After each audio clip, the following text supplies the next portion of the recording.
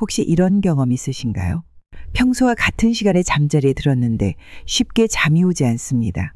눈을 감고 누워있지만 뒤척이기만 하고 겨우 잠이 들어도 자주 깨고 다음날 아침엔 오히려 더 피곤하고 무기력한 하루를 시작하게 됩니다. 예전에는 푹 자고 상쾌하게 일어났는데 어느 순간부터 잠이 예전 같지 않다고 느끼신 적 분명 있으실 겁니다. 많은 분들이 이 변화를 단순히 나이가 들어서 그런가 보다라고 생각하십니다. 하지만 그저 나이만의 문제는 아닙니다. 실제로 우리 몸 안에서는 나이가 들수록 수면과 관련된 중요한 생리적 변화들이 일어나고 있고 이 변화들은 수면의 질과 방식에 매우 큰 영향을 미칩니다. 70세가 넘어가면서부터는 우리 몸의 수면 시스템이 눈에 보이지 않게 조정되기 시작합니다. 깊은 잠, 즉 회복에 필요한 수면을 담당하는 뇌파 활동이 현저히 줄어들고 밤에 분비되어야 하는 멜라토닌은 예전보다 더 일찍 나오기 시작하며 우리를 깨우는 코르티솔 호르몬은 아침 일찍부터 상승합니다. 이 말은 곧 우리 몸이 자연스럽게 더 일찍 졸리고 더 일찍 깨는 구조로 바뀌고 있다는 뜻입니다.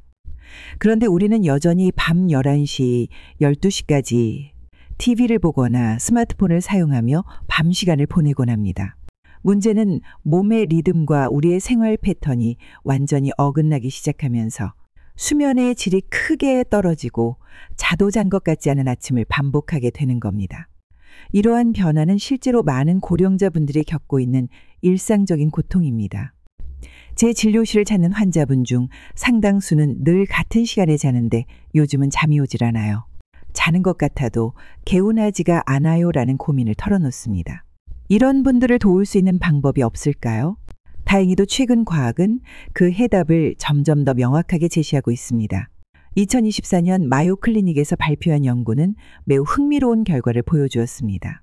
70세 이상 고령자를 대상으로 진행된 이 연구에 따르면 저녁 9시에서 10시 사이, 즉 수면의 골든타임에 잠자리에 들도록 수면 시간을 조정한 결과 수면의 질이 평균 45% 향상되었습니다.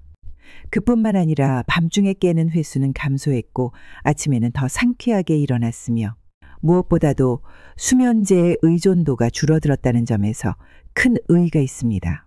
사실 저도 비슷한 사례를 직접 경험한 적이 있습니다. 73세의 우진 씨는 오랜 시간 만성불면증을 겪으셨습니다. 어떤 약도, 어떤 요법도 잘 듣지 않았죠. 그분은 평생 밤 12시쯤 잠자리에 드는 습관을 가지고 계셨고 그 방식이 익숙했습니다. 하지만 저는 부드럽게 말씀드렸습니다. 한 번만 수면 시간을 9시 30분으로 조정해 보세요. 단 2주만 실천해 보시고 다시 말씀 주세요. 그 결과는 정말 놀라웠습니다. 불면증으로 고통받던 그분이 약 없이 밤새 깊은 잠을 자게 되었고 오랜만에 개운한 아침을 맞이했다고 말씀하셨습니다. 뿐만 아니라 아침엔 머리가 맑아졌고 전보다 기억력이 좋아졌다는 느낌도 들었다고 하셨습니다. 이전엔 힘들어서 미뤘던 퍼즐 맞추기도 즐겨하시고 자녀들과의 대화도 자연스럽고 생기있게 변해갔습니다. 잠자는 시간, 단 하나의 변화로 삶 전체가 달라진 겁니다. 실제로 마요 클리닉의 연구에서도 확인된 바와 같이 9시에서 10시 사이에 자는 고령자들은 단순히 수면의 질이 좋아지는 것을 넘어서 심혈관 질환의 위험이 45% 감소했으며 기억력 저하, 인지장애 위험이 32% 줄어들었습니다. 뿐만 아니라 우울증과 불안 증상은 무려 58% 감소하는 결과가 나타났습니다. 왜 이런 현상이 나타나는 걸까요? 우리의 뇌에는 수면 중 독소를 제거해주는 일종의 청소 시스템이 작동하는데 이 시스템이 가장 활발하게 작동하는 시간이 바로 밤의 첫 수면 주기, 즉 우리가 9시에서 10시 사이에 잠들었을 때입니다. 이 시간에 잠자리에 들지 못하면 그 중요한 첫 청소 시간이 짧아지거나 아예 사라질 수 있는 거죠. 결과적으로 뇌의 회복은 부족해지고 피로와 기분 저하, 기억력 저하 같은 문제가 나타납니다. 이제 바꾸셔야 합니다. 그리고 그 시작은 아주 간단합니다. 제가 환자분들께 항상 권해드리는 수면 루틴 지금부터 함께 나눠드리겠습니다. 첫째, 잠자리에 드는 시간을 매일 저녁 9시에서 10시 사이로 정해두세요. 이 시간을 몸이 기억하게 되면 자연스럽게 졸림, 신호가 찾아옵니다. 둘째, 오후 3시 이후에는 카페인을 피하세요. 커피, 녹차, 초콜릿, 탄산음료 모두 포함됩니다. 카페인은 체내에 오래 남아서 잠들기까지의 시간을 길게 만들 수 있습니다. 셋째, 저녁 식사는 가볍게, 과식은 피하세요. 특히 잠자기 2에서 3시간 전엔 소화가 쉬운 음식 위주로 드시는 것이 좋습니다. 넷째, 밤에는 조명을 낮추고 화면에서 벗어나세요. TV, 스마트폰, 컴퓨터에서 나오는 푸른 빛은 뇌를 각성시키고 멜라토닌 분비를 방해합니다.